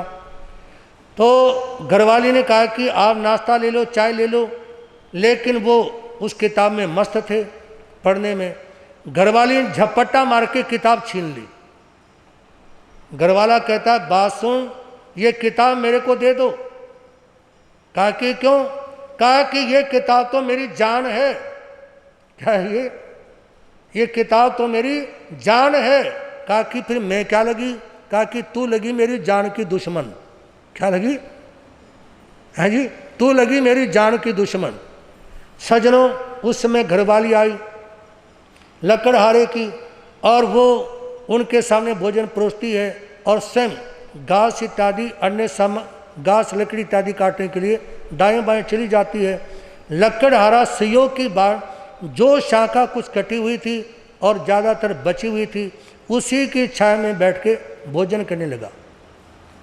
उधर से हिरण को खुशबू आई, वो बल्ला मुनि को लेकर पहुंच गए, और जिस समय लकड़हारे ने भोजन करना शुरू करने वाले थे, उसी समय बल्ला मुनि भी पहुंच गए। लकड़हारे ने सोचा ये भी अच्छा योग मिल गया, जंगल में साधु को आहार देने का मौका मिला। कहाँ योग मिलता है, घर में नहीं मिलता, जंगल में कहाँ से योग मिलेगा। सोचा लकड़हारे ने, जिंदगी में ऐसा अवसर बार बार नहीं मिलता, जिंदगी में ऐसा अवसर बार बार नहीं मिलता। जो गिर गया डाली से वो फूल नहीं खिलता, जो गिर गया डाली से वो फूल नहीं खिलता। उस समय सोचा पहले महाराज जी को आहार बरा दूं। बल्ला मुनि ये सोच रहे थे कि मैं जरा सा ही लूँगा, ताकि भाई ये मजदूर है, इसको भी भोजन चाहिए, मेरा भी काम चल जाए और इसको भी दिक्कत ना आए। कहते हैं देता भावे भावना, लेता करे संतोष। देता भावे भावना, ले तो करो संतोष। कहे वीर सुन गोयमा, दोनों जासी मोक्ष। यदि लेने वाले में संतोष हो और देने वाले की उत्तम भावना हो, तो दोनों मोक्ष के अधिकारी।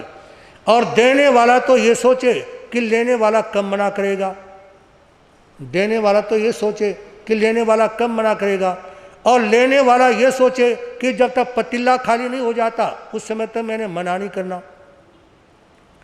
तो ना देने वाले का कल्याण और ना लेने वाले का कल्याण।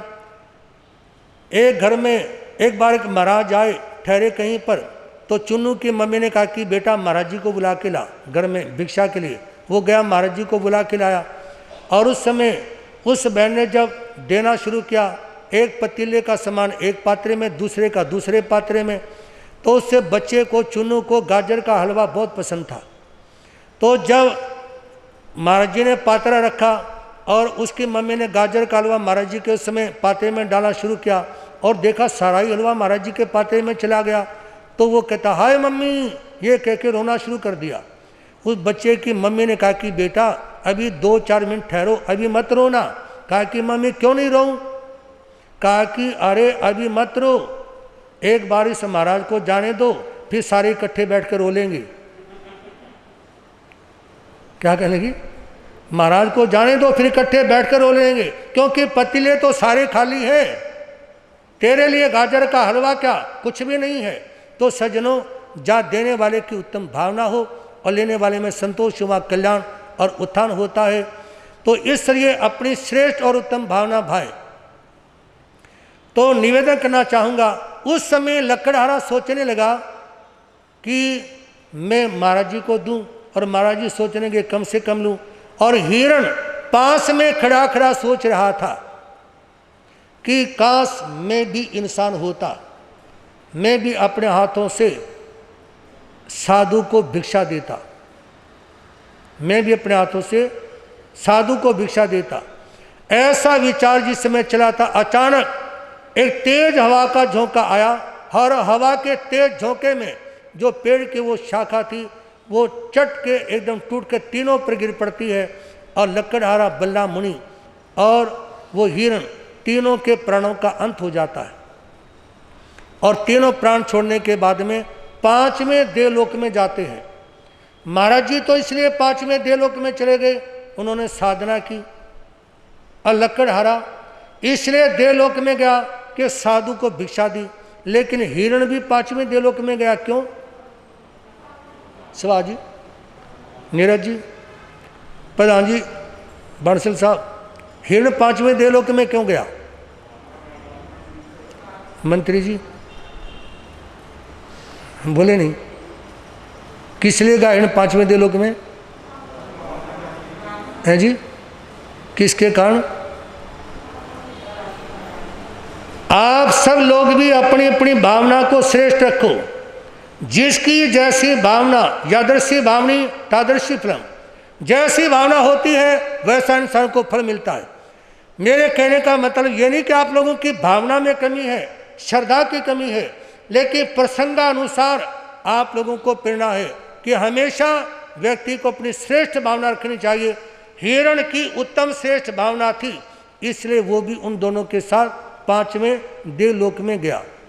तो ये प्रसंग आप लोगों ने श्रवण किया, और इस प्रसंग के साथ बाकी जो प्रसंग है वो आगे जैसा मौका होगा सुनाने का प्रयास रहेगा, क्योंकि जब कौरवों का और पांडवों का श्री कृष्ण का प्रसंग चलेगा, कुछ मार्मिक बातें और आत्म कल्याण के प्रसंग और हैं, जैसा समय होगा आप लोग क्षमा करेंगे।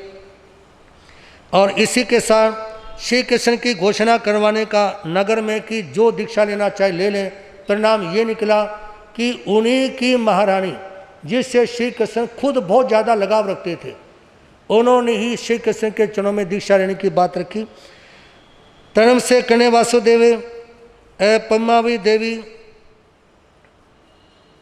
तैनम सा पम्मा देवी देवी धम्यत्यम जान परम दुरे दुरिता जनो वरवै नेरी जन से गे तेने वागच्छी वागच्छिता धम्याओ जानाओ पचोरो पचोरिता जैनम कने वासुदेवे तेने वागच्छी वागच्छिता करेल जाव कट्टू कनम वासुदेव एम म्यासी इच्छा मीनम दणप्या तुब्बे ये बणुना समाणी अरो टेमिस अंत्य मुंडा जाव पवियामी आसोन दणप्या तेनम से कने वासुदेव कोडुम्य प्रिस्य सदावी सदावीता एम म्यासी खिप्पा में भ्यो दणप्या पम्मावई देवी महतम निखमणा भीसेयम उवट्टव्यम उवट्टिता एम आणत्यम पचपिणः तेनम ते कोडुम्या जा पचपिणंती।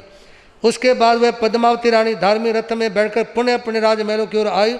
रथ से उतरकर जहाँ श्री कृष्ण वासुदेव थे वहाँ गई, उनसे हाथ जोड़कर बोली, हे स्वामी, आपकी आज्ञा होने पर मैं अष्टमी भगवान के चरणों में दीक्षा लेना चाहती हूँ। श्री कृष्ण जी ने कहा, प्रिय, तुम्हें मेरी आज्ञा है, जिससे तुम्हें सुख प्राप्त हो वैसा ही करो।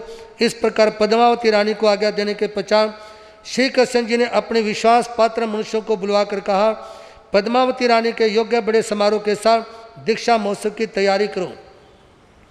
आज्ञा प्राप्त होते उन मनुष्यों ने श्री कृष्ण जी के इच्छानुसार महोत्सव की तैयारी कर दी। तदंतर उन्होंने श्री कृष्ण को वैसी ही सूचना भी दे दी।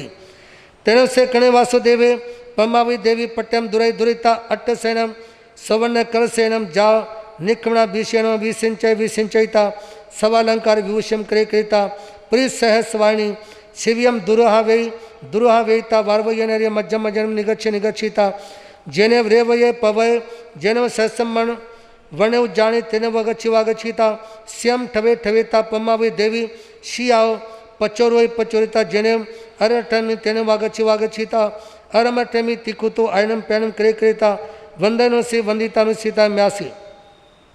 तत्पश्चात उन कृष्ण वासुदेव ने पद्मावती देवी को पाट पर बिठाया। 108 स्वर्णकलशों से यावत उसका दीक्षा अभिषेक किया, उससे सब प्रकार के आभूषणों से भूषित किया। फिर सहस्र पुरुष वाहिनी शिविका में उसे बिठाकर बड़े समारोह के साथ द्वारिका नगरी के सार्वजनिक मार्गों से होते हुए उसे रावतगिरी के निकट सहस्रामण वन नाम को दान मिलाए। वहाँ शिविका से उतरकर पद्मावती देवी ने श्री कृष्ण ने भगवान अष्टमी के चरणों में जा विधिवत वंदन किया। वंदन कर लेने के पश्चात वे कृष्ण वासुदेव भगवान से इस प्रकार बोले, ए श्रम बनते मम अगमहिषी पम्मावी नामम देवी इट्ठा कंता पिया मनुना मनामा अविरामा जाओ किमंग पुण्य पाषण आय तन्नम अहम दणप्या शिष्यणी भिक्कम दलयामी पड़ी चंतु नम दणप्या शिष्यणी भिक्कम आसुम तेनम सा पम्मावी देवी उत्तर प्रथम दिशि भागम अवकमय अवकमयता समेव आ भंडालंकारम ओम ययता समेव पंचमुठ्यम लोयम करे केता जेणु अर्हा अष्टमी तेने वागच्छी वागच्छिता अरम अष्टमी वंदय नमसी वंदिता नमसिता म्यासी आदित्य जाओ धम्माई खमती कितम। हे भगवान, यह पद्मावती नामक देवी मेरी पटरानी है, मेरा इससे साथ अत्यंत स्नेह है, यह प्रेम को उत्पन्न करने वाली है, मेरे मन को प्रिय है। इसकी शांत मुद्रा को बार बार देखते मुझे कभी अरुचि उत्पन्न नहीं होती। जिस प्रकार गुलर के फूलों का नाम तक सुनना भी दुर्लभ है, फिर उसके फूलों को देखना तो सचमुच बड़ा ही दुर्लभ होना चाहिए। इसी प्रकार इस रानी का नाम सुनना भी कठिन है, तो फिर इसकी और देखने की तो किसी की हिम्मत ही क्या है। परंतु आज ये संसार के जन्म मृत्यु के दुखों से उब उठी है, दीक्षा ग्रहण करना चाहती है। हे भगवान, मैं इसीलिए आपको इसे अपनी शिक्षा के रूप में, भिक्षा के रूप में समर्पित करता हूँ, इसे आप स्वीकार करें। उत्तर में भगवान ने फरमाया, हे कृष्ण, जिससे भी तुम्हें शुक्र हो वैसा ही करो। तत्पश्चात उस पद्मावती पटानी उत्तर पूर्व के मध्य की दिशा यानी ईशान कोण में जाकर स्वयं अपने हाथों से अपने गहनों को उतार फेंका और स्वयं पंचमुष्टि रोज करके साध्वी का वे धारण किया। फिर भगवान के पास जाकर उन्होंने वंदना की। तब वह यूं बोली, हे प्रभु, संसार दुखों का सागर है, यहाँ चारों ओर मोह माया की आग धधक रही है, अतः कृपा करके मुझे साध्वी जीवन का धर्म आप फरमावें।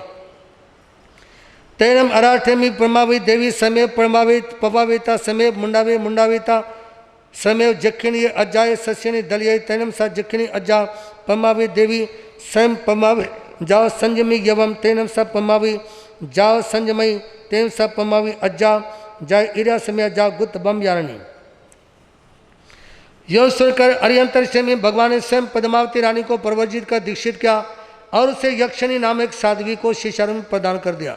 जैसे भगवान महावीर के संघ की प्रमुख साध्वी थी चंदनबाला, इसी तरह से भगवान अष्टमी के शासन की संघ की प्रमुख साध्वी थी यक्षिणी। उनको शिष्या के रूप में प्रदान किया।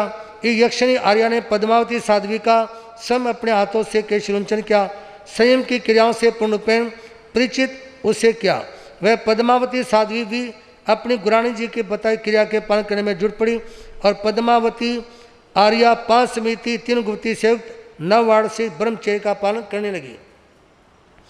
तेणो सा पमा वही अज्जा जखिणी अज्जाए अंत्य समय मायम एकार संगायम अजय बहुम चौथ छठम दसम द्वादश ही मासद मास करणे विवि है तवो कमई अपानम भाईमणा वीरे तेनम सा पमा वही अज्जा बहुपड़ी पूर्णाम विषम मासाई सामान्य प्रियागम पावनिता मास्य संलिणाय अपन जोशिता जोशिता सट्टी बताइम अणसणाय छेदे छेदेता जसठाई किरई नग भावे जाओ तमट्टम आराई चिरिमुसा से सिद्धा। फिर तो उन पद्मावती आर्या जिन्हें अपनी गुरानी यक्षिणी आर्या जी से समाक्ष्य लगाकर 11 अंगों तक का ज्ञान अध्ययन किया। 7 उपवासों में बेला तेला पचोला 15 दिन की महीने तक की विविध प्रकार की तपस्या की। वह अपनी आत्मा को कुंदन के समान उज्जवल करती हुई इसी प्रकार पूरे 20 वर्ष तक उन्होंने दीक्षा धर्म का पालन किया। अंत में जब उनका शरीर ऐसी उग्र तपस्या के कारण दुर्बल हो गया, अंतिम समय में आ पहुंची, तब उन दिनों पूरे 1 महीने का अनशन व्रत रख उन्होंने अपने सब कर्मों का एकांत छेद कर डाला। अंतिम श्वास के पश्चात वे मोक्ष में पहुंची। अरिहंत योत्तम सिद्ध प्रभु योत्तम हरिहंत साधु जीवन योत्तम जिन धर्म योत्तम।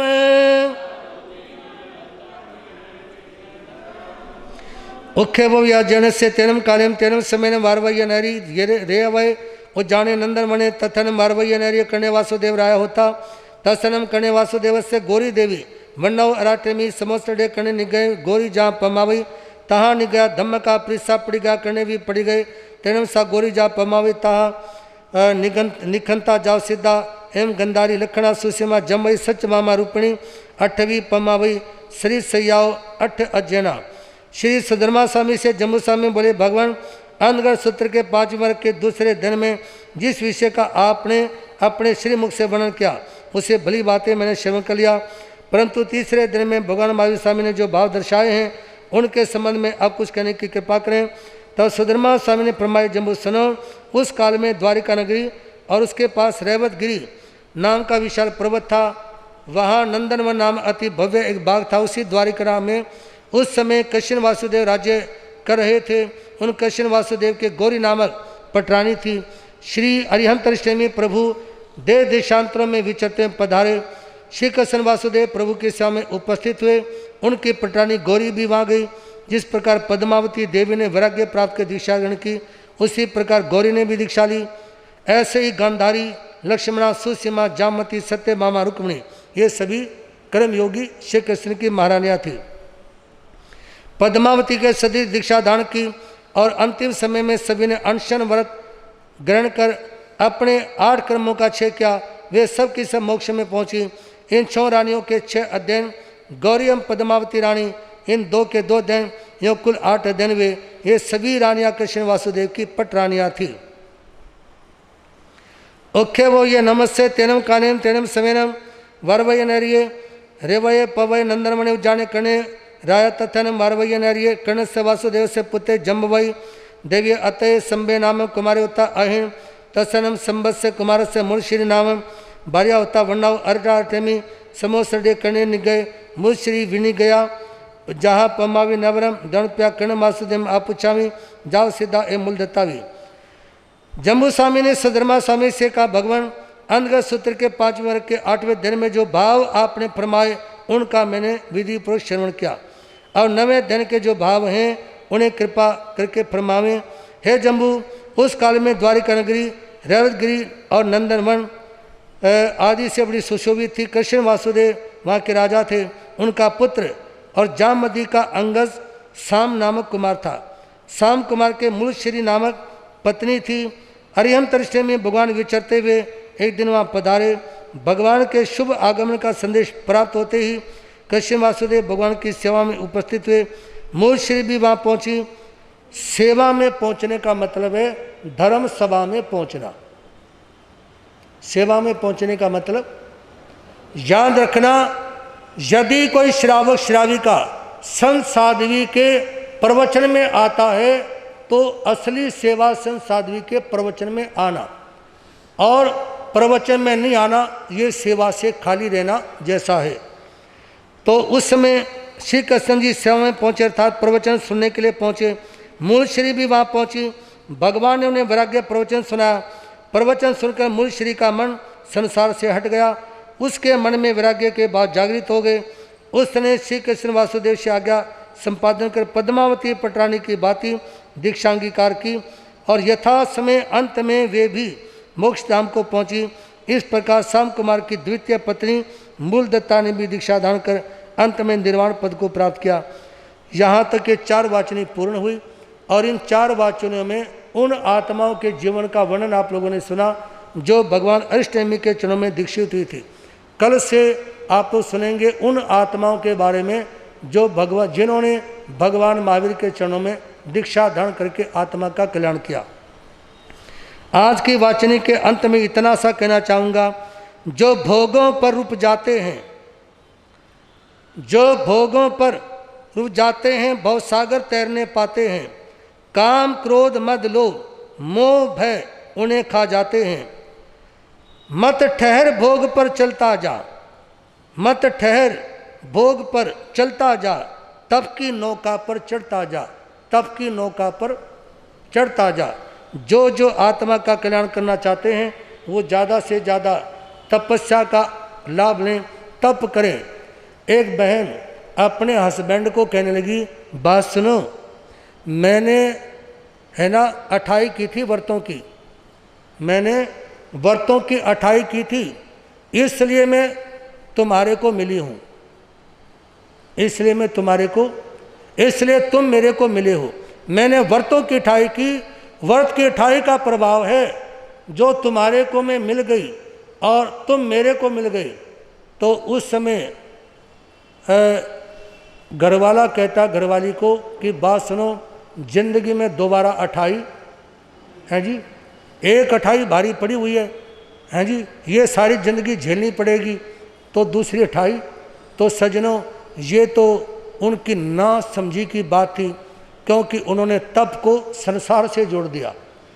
लेकिन भगवान महावीर कहते तवेण परिशुद्धि, तपस्या करने से ही आत्मा शुद्ध होती है। इसलिए सभी भाई बहन ज़्यादा से ज़्यादा तप करने का भाव रखें। आज जिनके व्रतों का चौथा दिन हो प्रत्याख्यान अपन बोस, आज जिन भाई बहनों की आइम्बिल का चौथा दिन हो, आइम्बिल चौथा दिन, जिनके एकासने का चौथा दिन हो, अपन बोस श्री राम। किसी का 24 हार 23 हार या और कोई नियम प्रत्याख्यान लेना हो तो हाथ जोड़ लें। मन की दाना के अनुसार 2 कन 3 से पाण वो श्री राम। प्रतिदिन किए जाने वाले प्रत्याख्यानों में आज ओम श्री अरनाथाय नमः, ओम श्री अरनाथाय नमः, इसके एक माला जपेंगे। आज गुलाब जामुन नहीं खाएंगे और अनानास नहीं खाएंगे।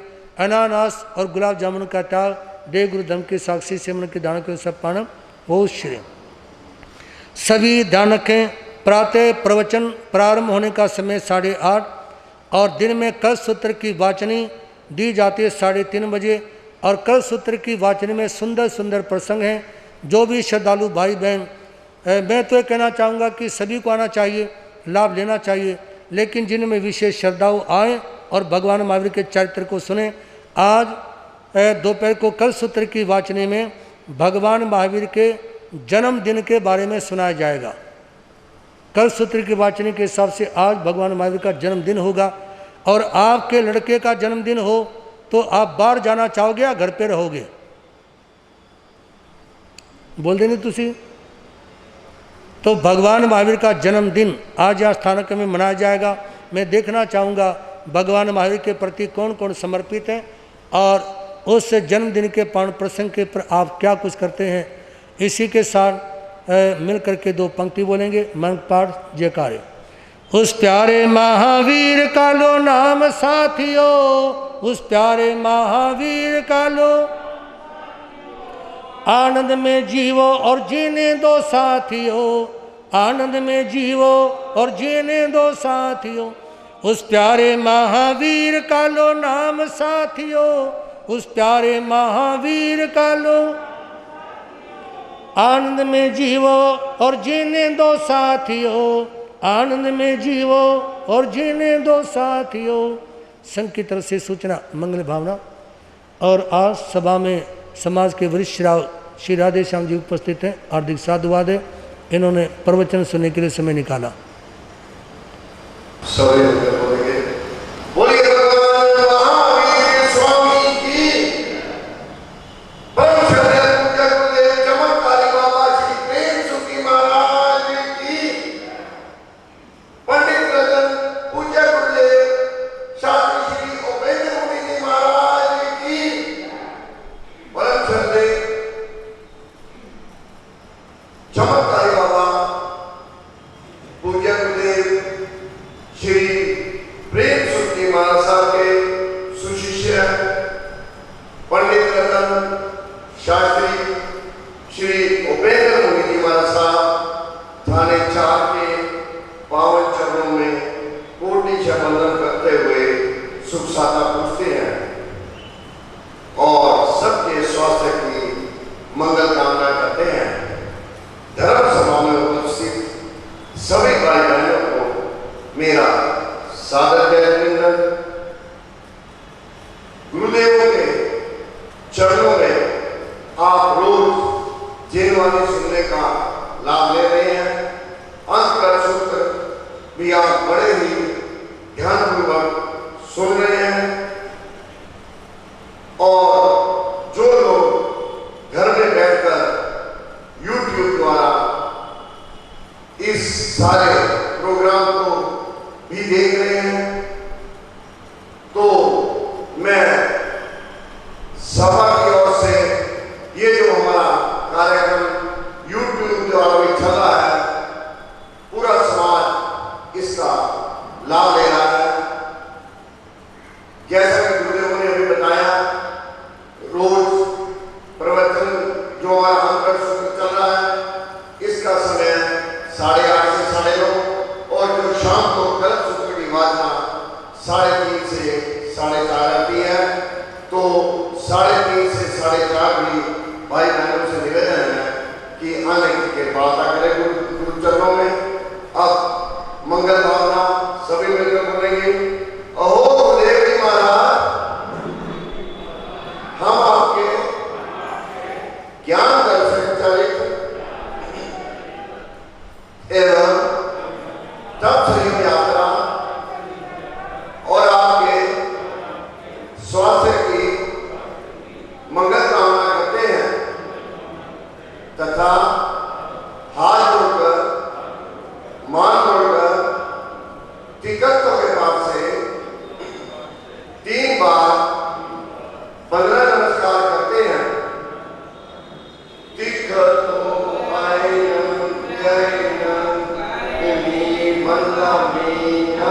स्वामी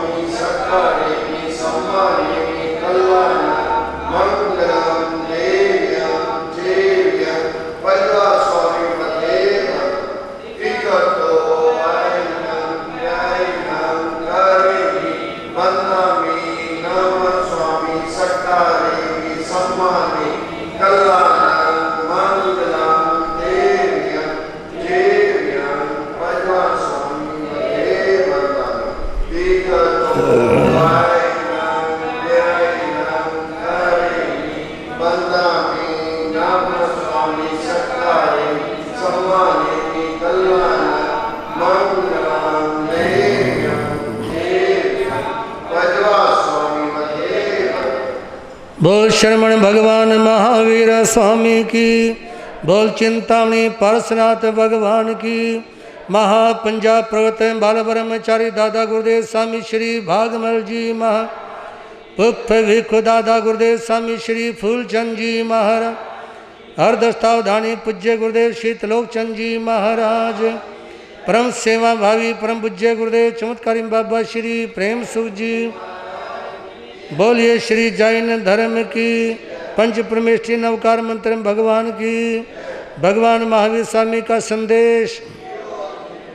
श्री चतारी मंगलम मरिहंता मंगलम सिद्धा मंगलम साव मंगलम केरी पंडो धम्मा मंगलम चतारी लोतमा इंदरुतमा सिद्धरुतमा सरुतमा केरी पंडो धमरुतमा चतारी शनम पहुँचामी रंते शनम पहुँचामी सिद्धे शनम पहुँचामी साव शनम पहुँचामी केरी पंडो धम्मा शनम पहुँचामी। हरियंतों का शरणा सिद्धों का शरणा साधुओं का शरणा दया धर्म का शरणा। ये चार शरण दुख हरण जगत और न शरणा कोई होगा। जो भव्य प्राण करे आचरण उसका अजर अमर